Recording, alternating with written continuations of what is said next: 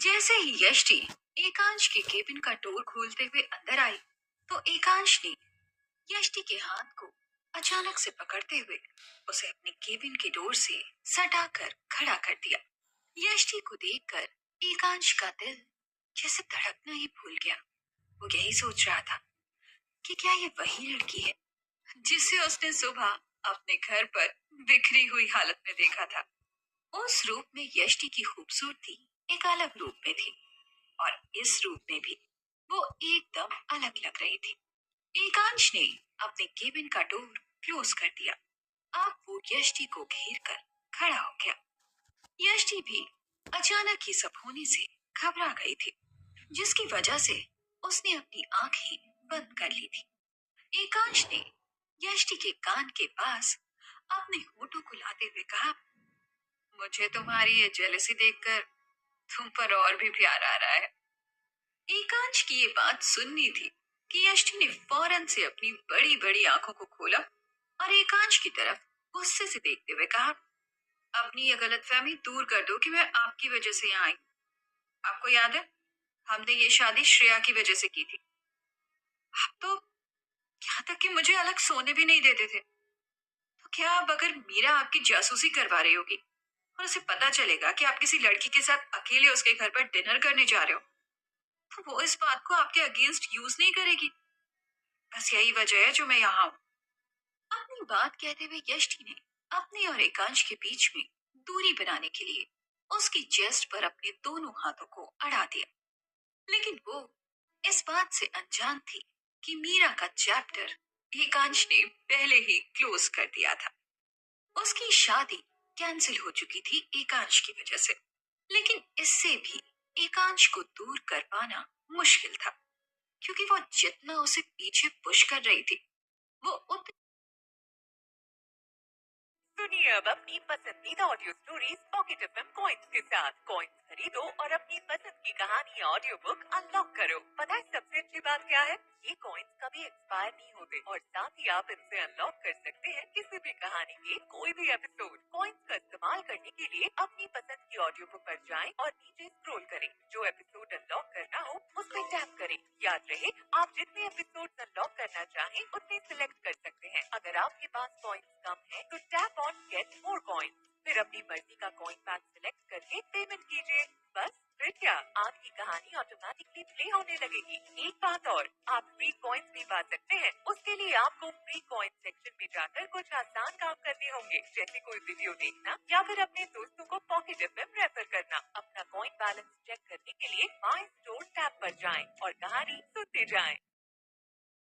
वो उतना ही उसके ऊपर दोस्तों, अभी खरीदिए कोई भी कॉइन पैक और एंजॉय कीजिए एड फ्री लिसनिंग। उतना ही उसके ऊपर अपना प्रेशर बढ़ा रहा था।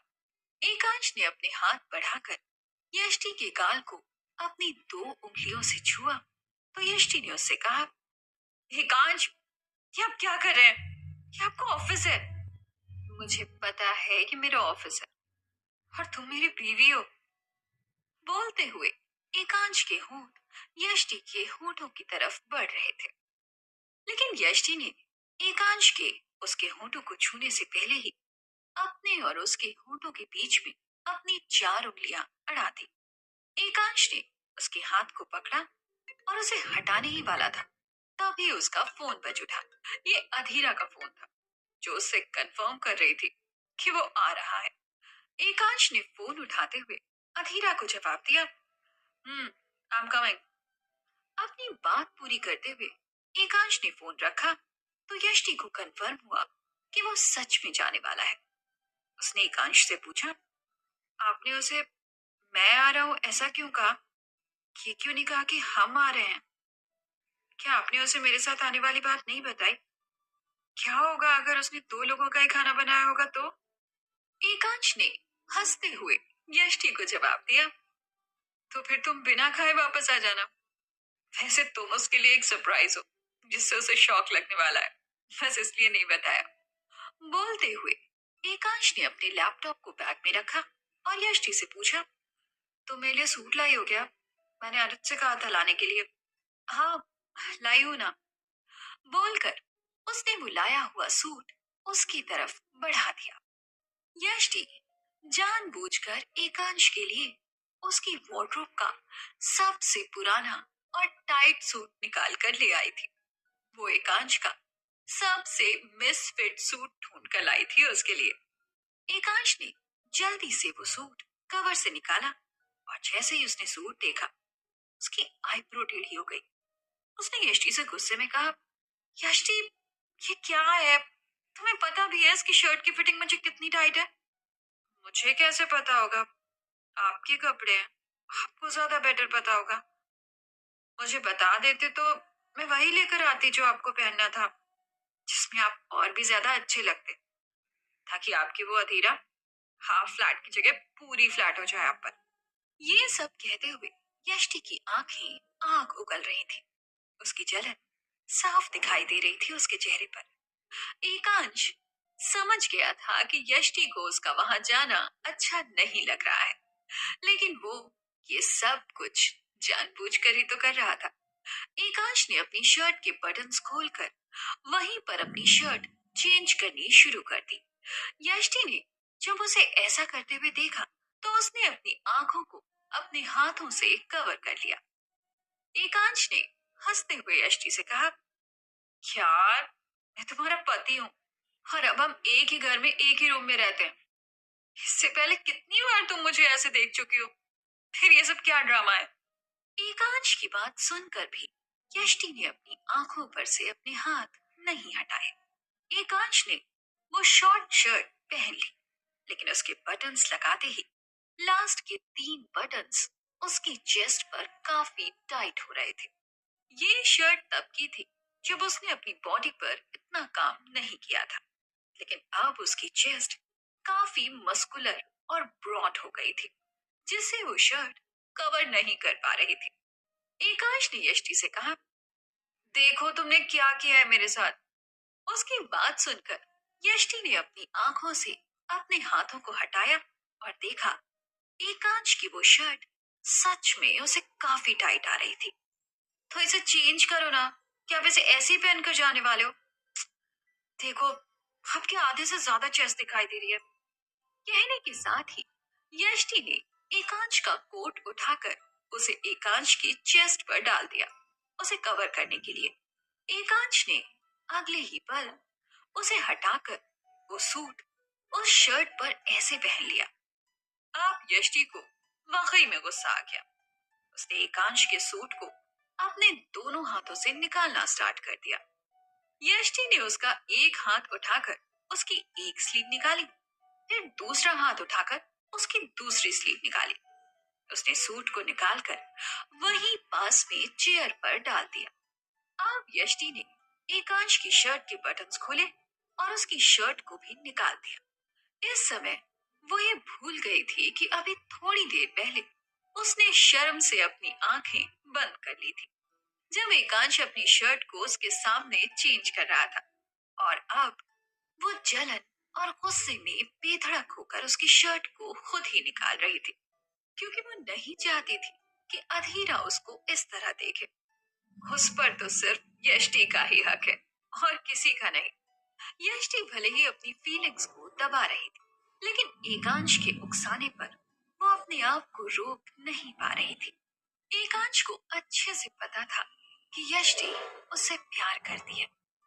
ये तो सिर्फ पहला कदम था यष्टि को उकसाने के लिए, ताकि वो अपने प्यार का इजहार करे। आगे तो उसने और भी बहुत कुछ प्लान कर रखा था। यष्टि ने एकांश की वो टाइट शर्ट निकालकर उसे उसकी वही पुरानी शर्ट पहना दी। अब वो उसके बटन्स लगा रही थी, जब एकांश ने उसके दोनों हाथों को अचानक से पकड़ लिया। यष्टि, ये तुम डिसाइड नहीं करोगी कि मैं क्या पहनूंगा? इतना कहते हुए एकांश बटन्स खोल रहा था और यष्टि उन्हीं एकांश के खोले हुए बटन्स को वापस लगा रही थी। यही सिलसिला कुछ देर चला, जब एकांश ने यष्टि के दोनों हाथों को पकड़कर उसे अपनी साइड पलटकर टेबल पर टिका दिया। उसने यष्टि के दोनों हाथों को पकड़कर पीछे उसकी कमर की तरफ मोड़ दिया। उसने ये सब बड़ी ही नजाकत से किया था।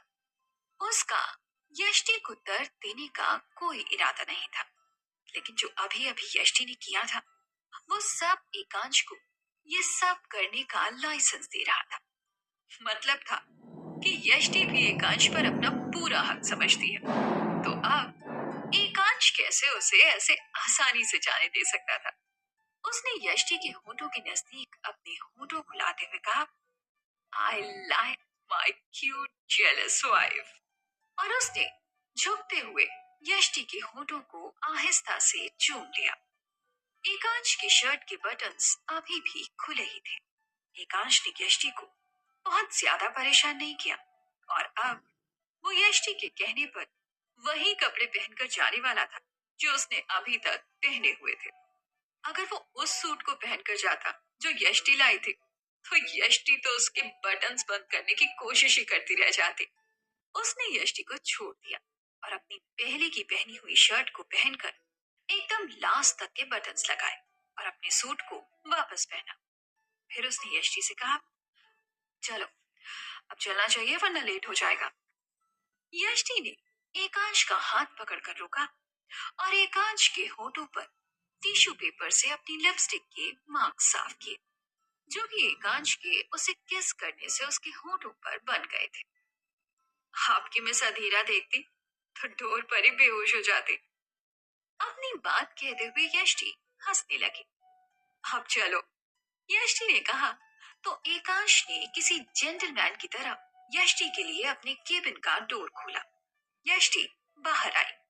पीछे से एकांश भी बाहर आया। उनके ऑफिस के सभी स्टाफ मेंबर खड़े होकर उन्हें ग्रीट कर रहे थे। साथ साथ में कानाफूसी भी हो रही थी।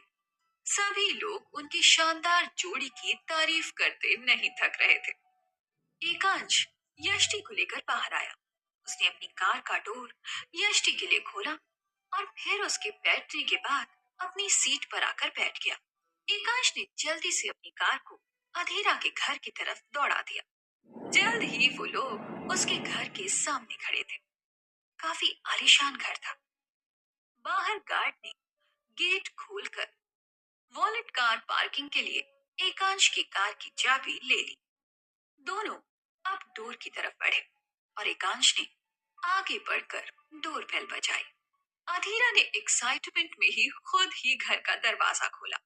उसने एक सेक्सी रेड ड्रेस पहनी हुई थी, जो कि साफ था कि एकांश को लुभाने के लिए ही पहनी थी उसने। देखने में वो काफी खूबसूरत लग रही थी, लेकिन उसकी खूबसूरती एकांश को नहीं लुभा सकती थी, क्योंकि एकांश तो पहले से यष्टि के प्यार में पड़ चुका था। अधीरा ने आगे बढ़कर एकांश के गाल पर किस करना चाहा, तो यष्टि, जो अब तक साइड में खड़ी थी, फौरन आगे आ गई। बस फिर क्या था, यष्टि को एकांश के साथ देखकर अधीरा का पूरा मूड खराब हो गया। उसके एकांश की तरफ बढ़े हुए कदम पीछे हटने लगे। तुम यष्टि के साथ आए हो? मुझे लगा कि तुम अकेले आने वाले हो।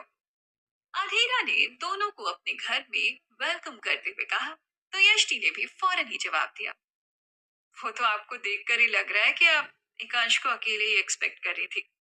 एकांश को उन दोनों की लड़ाई दो जंगली बिल्ली की लड़ाई जैसी लग रही थी। वो उसे एंजॉय कर रहा था। उसे पता था कि यष्टि का यही रिएक्शन होने वाला था। एकांश यष्टि के साथ अंदर आया तो अधीरा ने उन दोनों को हॉल में बिठाया और अपनी सर्वेंट को दोनों के लिए ड्रिंक सर्व करने को कहा। एकांश को अच्छे से याद था कि लास्ट टाइम जब यष्टि उसके साथ डिनर पर गई थी अधीरा से मिलने, तब उसने अधीरा से पीने में कंपटीशन कर लिया था और अपनी बैंड बजा ली थी। लेकिन इस बार वो उसे ऐसा नहीं करने देने वाला था। लेकिन अधीरा का कुछ और ही प्लान था। उसने अपनी सर्वेंट को पहले ही बोल दिया था कि वो यष्टि के ड्रिंक में ड्रग डालकर उसे पहले ही ड्रंक कर दे, ताकि वो उसके और एकांश के बीच ना आ सके। लेकिन इधर एकांश ने पहले ही सोच रखा था कि वो यष्टि को ड्रिंक करने ही नहीं देगा। तो दोस्तों, आज के इस एपिसोड की कहानी में बस इतना ही। कहानी के अगले एपिसोड के साथ फिर मिलते हैं।